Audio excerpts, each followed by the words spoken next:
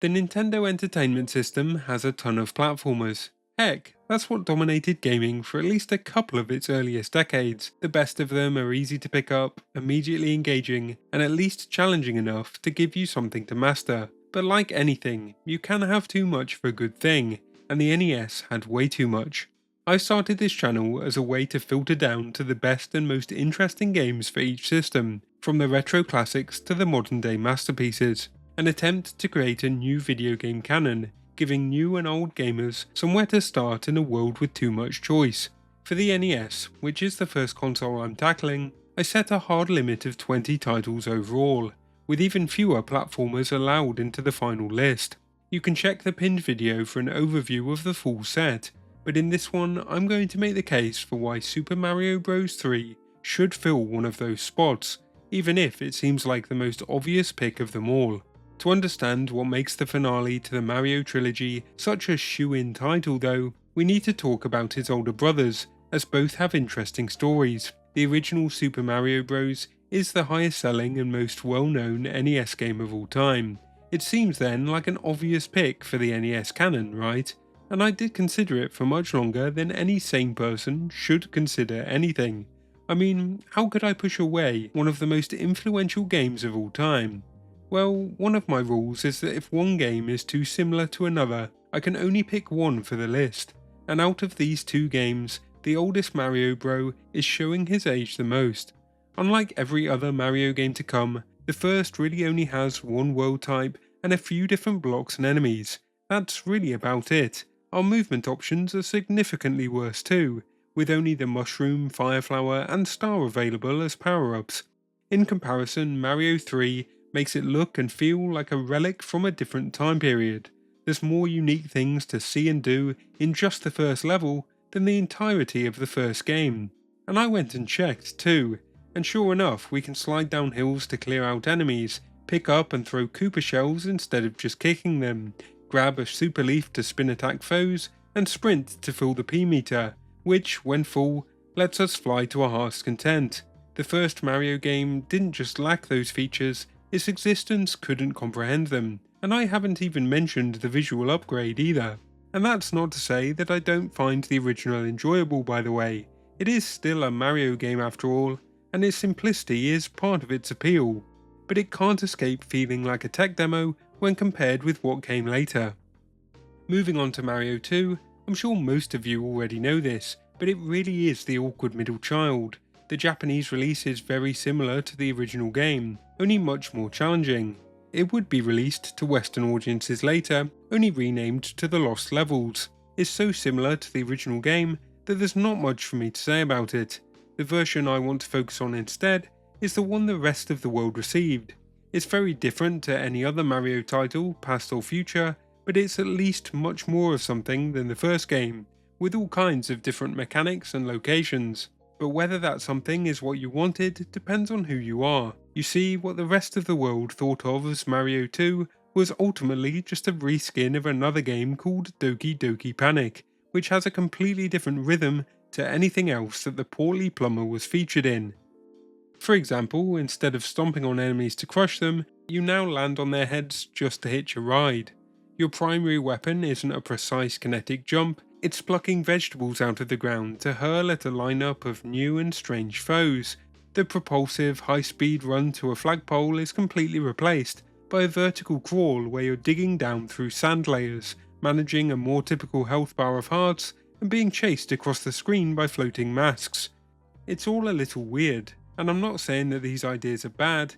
In fact, they are at the very least interesting and very different to any other Mario game, but for this list, that's part of the problem, as I'm looking for something that represents the Mario series in the best way possible. That's when Super Mario Bros. 3 enters the conversation, and as I said before, this one is just packed with stuff. New worlds, enemies, power-ups, and best of all, new and unique scenarios. Every world has a desire to introduce something new to the player, the most famous of which is probably World 4 Giant Land, which turns everything that you've experienced huge and unwieldy. This forces the player to completely reconsider how they approach each situation. Then World 6's Iceland introduces slippery physics and frozen enemies. And then there's the airship levels, which are these more intimidating but super memorable finales to each world. One last test to make sure you're ready for what's to come. Now look, we are living in 2026 right now, and I'm not going to pretend this is the deepest, most complex game of all time or something. It's still an NES game after all, but when compared to the countless other games released on the system, where variety simply meant changing the colour of the background, Super Mario Bros. 3 feels like a game that was actually built with care and fun in mind. And even though it's one of the only guaranteed picks on the list, there were some other games considered that I had to think about, even though they take up a similar lane. For example, Kirby's Adventure is a beautiful little game from extremely late in the NES lifecycle that pushed the system to its limits. The levels have so much character, detail, and visual variety that it almost convinced me that it belonged in our canon before I'd even picked up the controller. Its ability system is really unique too, especially for the time, with us able to adopt the moveset of anyone Kirby consumes. This leads to many gameplay opportunities in a similar way to Mario 3. However, as beautiful as this game is, the admittedly rather minor problem I have with it is that it's really easy to beat. Like, easy to the point of lacking almost any bite at all. Unlike Mario, which has this perfect difficulty curve, Kirby has more of a difficulty flatline. So, while I do still think it's a great game, to keep our NES canon down to just 20 titles, some challenging cuts must be made, and for me this unfortunately ended up as one of them. But what do you think? Have I done Kirby dirty here? Part of me feels a little guilty, so if you could argue for it over any game in the NES Essentials list, which would you choose? I actually have quite the soft spot for Kirby games, Amazing Mirror fans unite, so I think it would be quite easy to change my mind. Some of you may wonder why a similar overlap didn't rule out Princess Tomato when it came to adding it to my NES overview video. I mean, it's also a super easy game after all, but the difference is that Tomato offered a completely unique experience on a console with very few point-and-click adventure games. A welcome change of pace. Kirby, on the other hand, is a great platformer that's unfortunately on a console full of other great platformers, so the criteria must be tighter. DuckTales was another contender that I had to seriously consider as well. It's a certified classic because that pogo hopping movement mechanic is incredibly snappy and fun to use. Even the open-ended levels feel like a refreshing departure from your typical platformer, but underneath that initial charm, the mechanics are just a bit too shallow to secure a permanent spot, at least for me. The issue is that the pogo stick acts as your weapon, shield and traversal tool all at once. And while that is cool on paper, once you master that tool in the first 5 minutes, the game runs out of new mechanics to test you with. That is quite literally it. Plus, for a game that's all about collecting millions of dollars in hidden treasure, the economy is entirely superficial. You can't actually spend any of it on upgrades or new equipment. Instead, all it affects is your score and your ending. So yeah, kind of a waste of time. And due to the more open-ended nature of the levels, you'll also find yourself backtracking through hallways constantly, just to fetch a key you missed. Don't get me wrong, it works as this entertaining and breezy 40-minute ride, but it lacks the gameplay depth required to make it into our little canon. I've already briefly mentioned a lot of Mario 3's movement options when it comes to mechanics like sliding and flying, but something that must be said is that the moment-to-moment momentum-based movement of Mario is without a doubt the best feeling on the entire console. His sense of weight and speed is unmatched as he leaps and bounds from left to right, pure physics guiding his every step.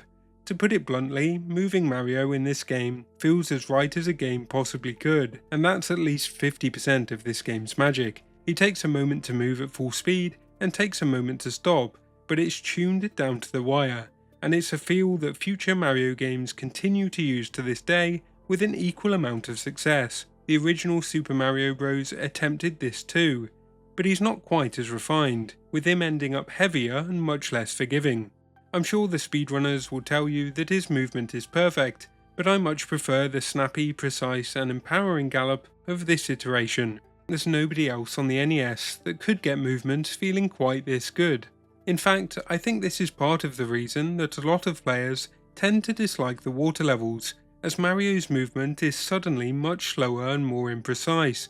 While water stages gain verticality, the player loses the pristine level of control they've had for the rest of the game. It's like a punch to the gut. In the first game, we just had to deal with it by slowly bobbing along and sighing passive-aggressively until it was over. But by Mario 3, Nintendo realised the ocean of difference between the two modes and gave us the frog suit to even out the difference. Now players could glide gracefully through the water until they got hit. After that touch though, we'd get turned back into the sluggish portly plumber until we found another froggy based power up. Still, I think that's a worthy trade-off for the chance to swim gracefully. There's one more title I want to mention before I wrap this up, but it's a little bit of a wild card, as it's a platformer that goes against the grain and doesn't actually feature a jump at all. Those of you that know your NES games will probably know that I'm talking about Bionic Commando, a title that I'm seriously considering for this list. Not to replace Mario, but Metal Storm, one of my experimental picks. In my mind, they're on equal footing, offering different but equally unique experiences and have been in a standoff for weeks.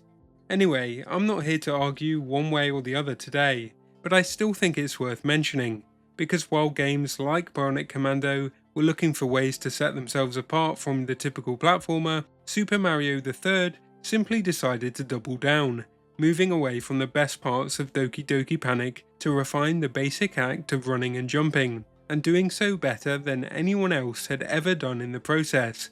And I don't mean this to discredit Bionic Commando in any way, it could very well make it into the canon in the future. I just wanted to highlight the tenacity of the developers who worked on this wonderful little gem that has stood the test of time more than almost any other game in history. As I said in my NES canon overview video, the only thing that's missing is a save feature, so either bust out those save states or prepare to beat it in one sitting. Either way, I'm sure you'll have a good time, because at the end of the day, that's exactly what Super Mario Bros. 3 guarantees, by refining the momentum and physics of the original, discarding the identity crisis of the sequel, and doubling down on pure refined game feel. It doesn't just meet the standards of the 8-bit era, it flew past them, and built the literal foundation for everything that followed. It is the definitive, unequivocal cornerstone of the Nintendo Entertainment System. And that's the game, case closed, and I hope you'll agree that with this video complete, slot number 1 is now 100% locked in for our NES canon, and if you don't think this one's worthy, I have no idea how we're going to get through the rest. But if you want to see the remaining 19 titles fight for a permanent spot on the list, or any other systems covered in the future, go ahead and hit like and subscribe. And check out the pinned video for an idea of what's up next. I can only do this with your support. And if there's enough interest, I may even start up a website to more officially cement the games in our canon. This is still very early days though, and I think I'll be experimenting with a few different video ideas at some point soon. So let me know what you think of this one in the comments, and I'll see you next time.